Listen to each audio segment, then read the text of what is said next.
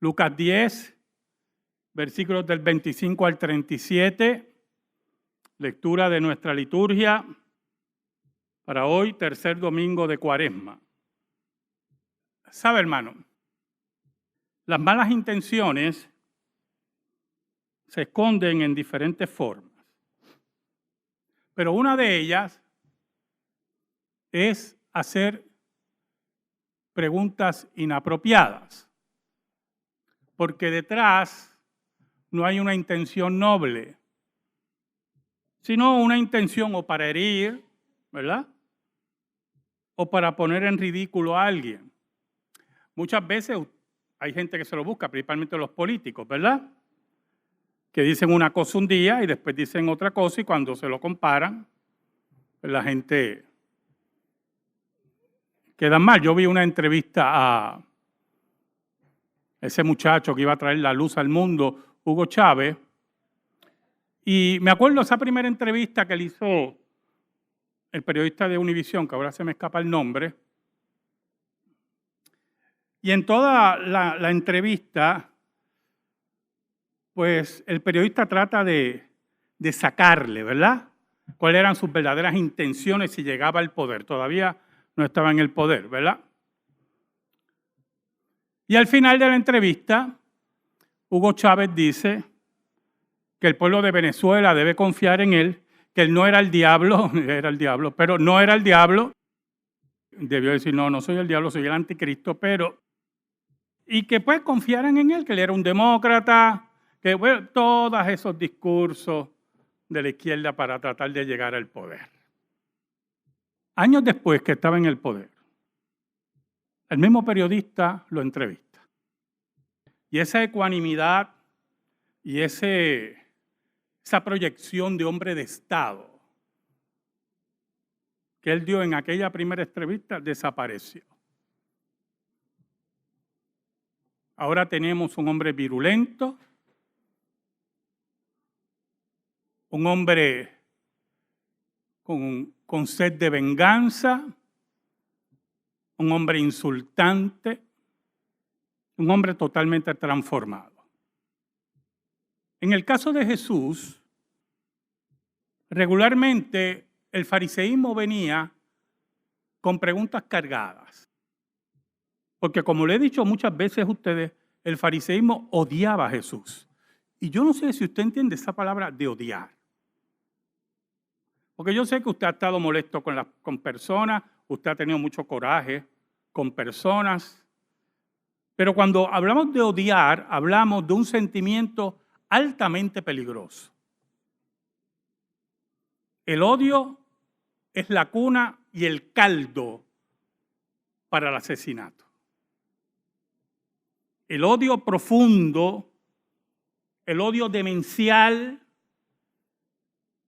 el odio que nos carcome, que por cierto nos hace más daño que el que odiamos, es el que lleva a muchos a planear asesinatos, a tejer una telaraña en la cual él piensa o ella piensa que no va a caer. Pueden haber muchas razones para ese odio, las cuales no vamos a enumerar aquí. Pero en el caso de Jesús, es que su discurso, su vida y sus obras ponían en ridículo totalmente el fariseísmo, porque el fariseísmo quería quedar en ridículo. Y usted dirá, ¿por qué? Porque el fariseísmo podía rendirse ante Jesús y enseñarle al pueblo, este es el Mesías. El fariseísmo podía no hacerle caso, pero había un problema ahí. Al principio, el fariseísmo no le hizo mucho caso a Jesús. Pero cuando las multitudes empezaron a crecer, el fariseísmo se preocupó. Se preocupó de su posición, se preocupó de lo que enseñaba porque estaban siendo refutados, se preocupó en su orgullo, en su maldito orgullo que tanto daño hace. Y entonces empezó a crecer el odio. Y empezaron a crecer los planes de asesinato. Las preguntas que le hacen a Jesús en este relato son preguntas cargadas. Y Lucas las identifica así, el doctor Lucas. Frente a esas preguntas, Jesús vuelve a tocar la llaga del orgullo y de la mentalidad criminal del fariseísmo. Y al tocar esa llaga, el fariseísmo nuevamente quedaba descubierto. Oramos. Dios bueno, tú que eres tan bueno y nosotros tan malos, perdónanos. Perdónanos porque te hemos sido infiel, pero tú permaneces fiel. Escóndenos bajo la sombra de la cruz y que tu nombre sea proclamado.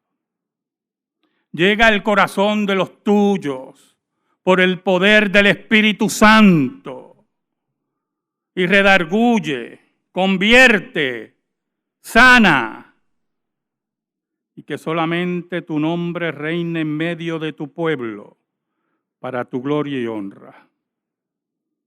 Por Cristo Jesús. Amén.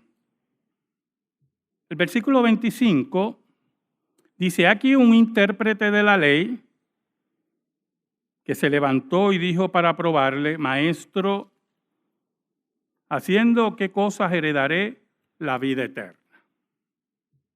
Cuando habla de un intérprete de la ley, otras traducciones dice, un experto en la ley. Era una persona preparada en la Torá, en los ancianos y sus opiniones. Por lo tanto, la pregunta, como muy bien dice Lucas, era probar a Jesús, era buscar la forma de enredarlo, de hacerlo caer en una contestación. Porque usted pregunta en dos formas. Hay preguntas retóricas. Cuando yo daba clase a nivel universitario, yo hacía preguntas retóricas, preguntas que yo sabía la contestación, pero eran preguntas retóricas para que el estudiante pensara y entremos en un diálogo socrático. Y hay otras preguntas que usted no sabe. Y hace una pregunta legítima. Porque usted quiere aprender. ¿Sabe, hermanos? El problema de esta pregunta es que no era retórica.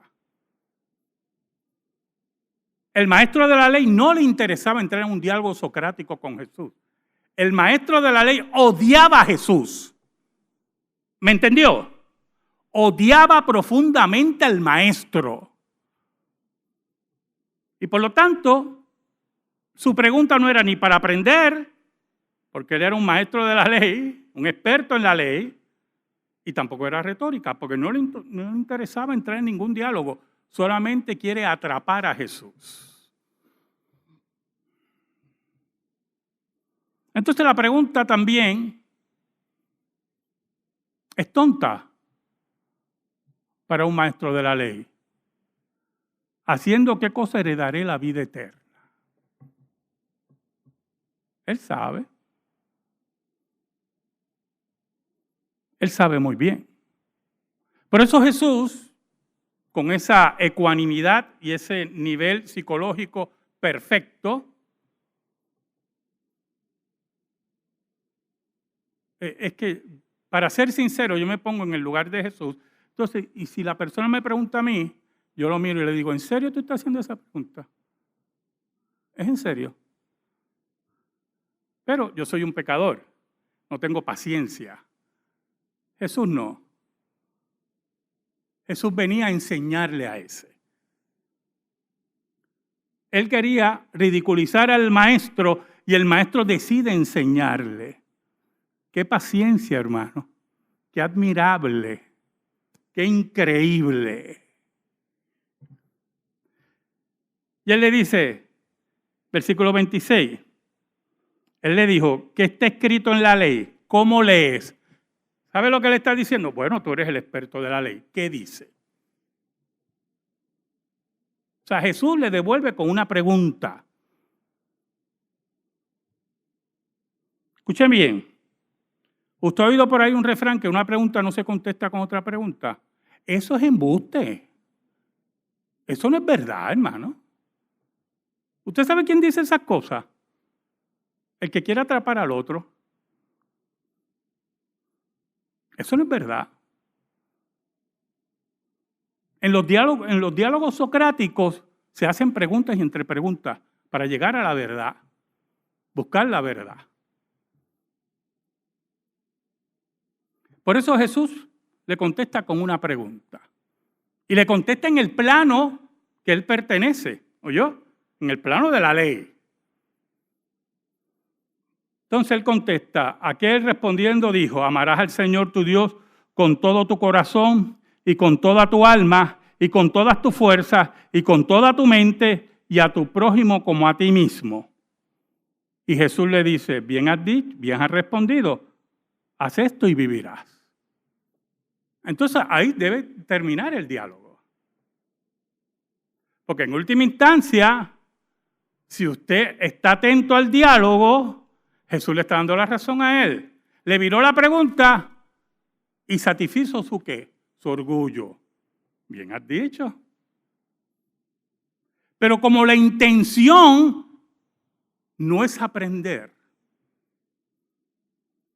la intención es de pura maldad y odio, continúa el diálogo. ¿Sabe algo, hermano? Es muy importante un peso teológico en ese primer diálogo, en esta perícopa. Y es importante que usted sepa que la contestación del fariseo es correcta. Para ser salvo hay que cumplir la ley perfectamente. Y Jesús le dijo, haz esto y vivirás. Solamente un pequeño problemita. Nadie lo puede cumplir. Pero como él quería, ¿verdad? ¿Qué dice al principio? ¿Para qué? Para probarle. Pues él satisface su aparente curiosidad. Pero ¿qué pasa? Al no poder atraparlo, empieza otra pregunta. Pero él queriendo, versículo 29, pero él queriendo justificarse a sí mismo, dijo a Jesús, ¿y quién es mi prójimo? Interesante pregunta. Porque el fariseísmo y los ancianos habían reducido los prójimos, ¿oyó? Y habían comentarios en la Torá que decía que el prójimo era el israelita. Lo reducían. O aquellos que estaban cercanos a Israel. No todo el mundo es mi prójimo, sino lo que digan los ancianos. Pero prácticamente se había reducido a los israelitas. Ese es mi prójimo. Y usted sabe algo, el fariseo está esperando que Jesús diga, todo el mundo es mi prójimo. Para decirle, no, pero... Y ahí empezar la discusión. Es que es admirable esto, yo hermano. El problema del fariseo es que Jesús lo sabía. Y ahí tiene tremendo problema. Usted sabe algo, hermano. Yo cuando me criaba como adolescente, en la calle nos dio fiebre a todos de jugar ajedrez. Jugar ajedrez. Y yo empecé a leer libros de ajedrez y a jugar. Yo era un adolescente, 13, 14 años, y me hice campeón en la calle. Porque leía libros que no hacían los otros. Pero había otro que leía más que yo. Pero por largo. Y yo empecé a aprender jugadas, a mates de 4 jugadas y todas esas cosas, ¿verdad? Que en el ajedrez. Pero el ajedrez, la gran ciencia del ajedrez, es que usted anticipe. Con su jugada usted anticipe a su enemigo. Y eso al principio en las reglas que yo me leí, que eran cuadradas, haz esto y vivirás, ¿verdad? Me salía, pero yo no era el único que leía. Y había un vecino, que después se hizo abogado, que empezó a leer de esos campeones, principalmente rusos y toda esa gente. Y cuando empezó a leer, yo pasé a la historia. Se lo hace. Pasé a la historia con tantas mates que hizo conmigo que yo me retiré del ajedrez. No quise saber más del ajedrez. Porque él anticipaba. Yo decía, ¿cómo este hombre anticipa lo que yo voy a hacer? Ese era el problema que tenía el fariseo. Jesús sabía por dónde venía. Su odio, su ceguera, su estupidez ya estaba anticipada. Pero el maestro, con esa paciencia tremenda, él le pregunta, ¿quién es mi prójimo? Y él creía que iba a entrar en una discusión de ancianos. No, los ancianos dicen esto, que esto no, bendito. Y eso le da una parábola. Y lo embeleza. ¿Usted sabe la jugada de ajedrez? Al contrario, usted lo embeleza. Y le hace creer que usted va a hacer esta movida, pero esa no es. Y ahí es que usted cae. Como hacía mi vecino. Que Dios lo bendiga donde quiera que esté. No le cogí odio, pero me sacó del ajedrez. Bueno, aquí hermanos tengo que juegan muy buen ajedrez y me han invitado. Pastor, no, olvídate de eso. Porque me va a dar una ira si tú me anticipas una jugada. Que mejor, olvídate de eso. Bueno, fue frustrante, sinceramente. Oiga, y cuando él le hace la pregunta, mire cómo contesta el maestro, nuestro rey. Respondió Jesús, dijo, un hombre descendía de Jerusalén a Jericó y cayó en manos de ladrones, los cuales le despojaron e hiriéndole se fueron dejándole medio muerto. Entonces empieza con una historia trágica. ¿Sabe? A mí me gustan mucho las películas de detectives y asesinatos y cómo descubren el asesino. Pero lo que me ata de la película, porque al principio yo la empiezo a ver y me aburro si el detective no es muy brillante. Pero si el detective es como Columbo, ¿verdad? ¿Se acuerdan de mi generación Columbo? O Monk, o el mentalista, pues eso me ata. Y Jesús busca brillante que el fariseo quede atento a la parábola y comienza con una tragedia. Porque entonces la gente pregunta, ¿y hasta dónde llegó esto entonces? Es interesante porque el griego dice, el hombre bajaba de Jerusalén a Jericó. Eran decenas de kilómetros, empinados, en un camino de montañas y cuevas donde se podían esconder los ladrones. Y el griego dice que eran varios, porque dice el griego que los rodearon. Vea la escena, hermano. Jesús estaba rodeando a este hombre y él no se daba cuenta. Oiga, y lo despojaron, le dieron duro, el griego enfatiza que le dieron una, como diríamos en Puerto Rico, una pela.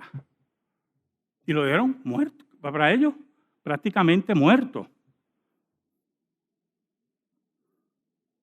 Y ahora viene la confrontación. Aconteció que descendió un sacerdote por aquel camino y viéndole pasó de largo. Un sacerdote que posiblemente venía de hacer los sacrificios. Un sacerdote que se supone que viera en él su prójimo. Un sacerdote que se supone que aprendiera de la ley que tenía que ayudar a este hombre. Pero tenía prisa. No le importó. Siguió de largo.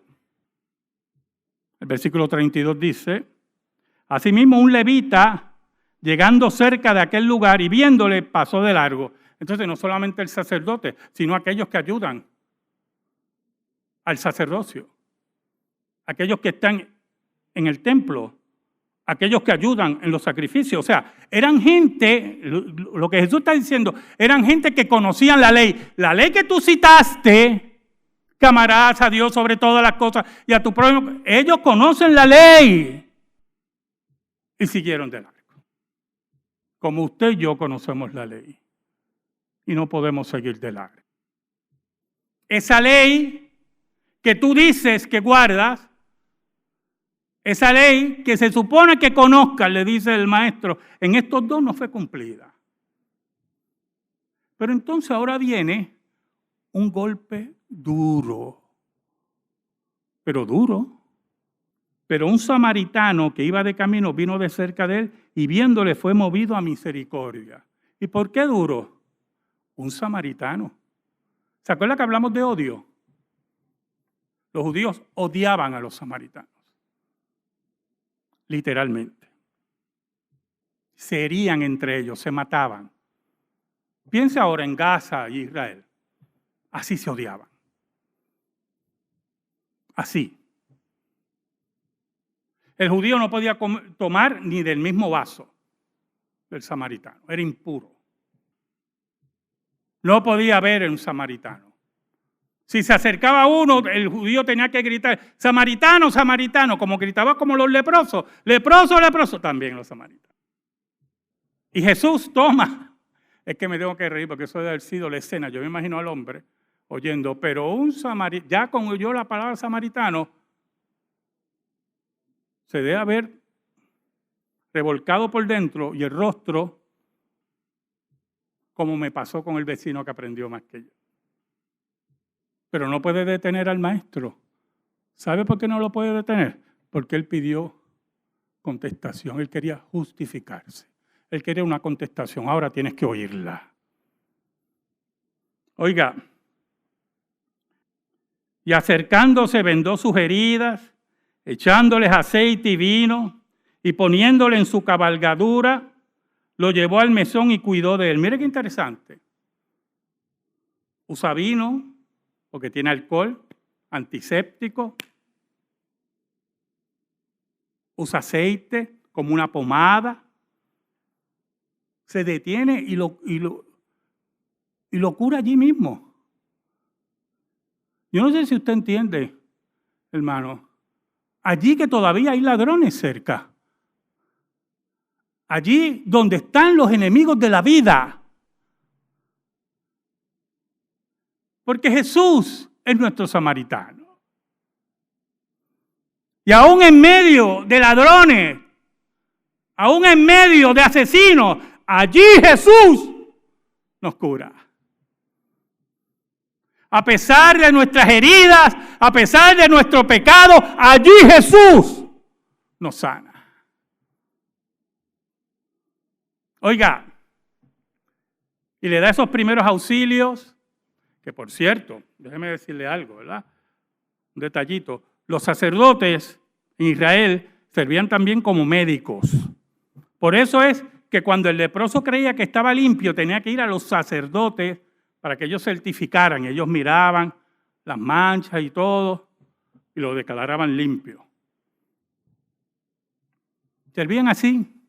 Vamos a decir como enfermeros, como médicos enfermeros. Y el sacerdote que siguió de largo posiblemente tenía mejor conocimiento que este samaritano, pero no le importó.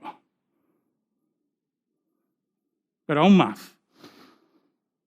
No solamente lo cura, sino que el hombre está medio muerto, no puede caminar, posiblemente expresándose con dolor. Y él decide bajarse de su cabalgadura y entregarse a ese hombre. ¡Qué increíble! Pero aún más. Lo lleva al mesón y lo cuida. Mira, él pudo haber dicho, mira, te dejo ese hombre ahí, mira a ver lo que puede hacer, te doy este dinerito, yo me voy, tengo... No. Él lo cuidó. Él se aseguró que este hombre estuviera listo para vivir.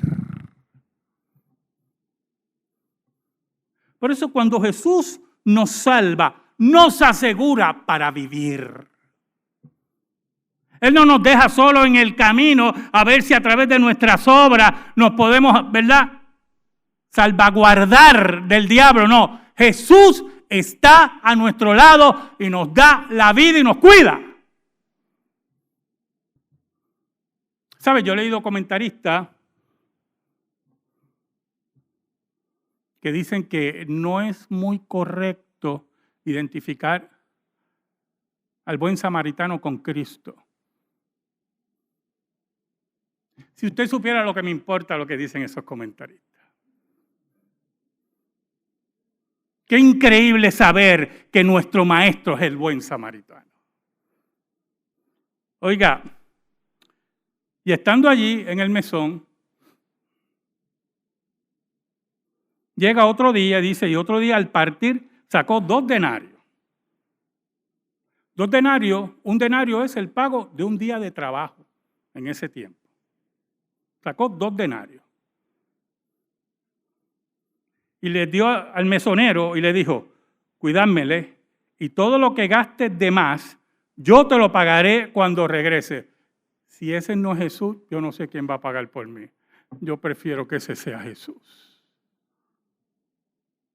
Y 2 denarios daba para varios días, ¿oyó?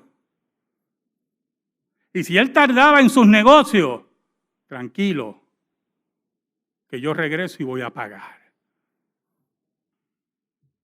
Oiga, no hemos olvidado del fariseo. El fariseo está embelesado, oyendo, y ya está en la trampa redondito. Lo que hay que cerrar la trampa.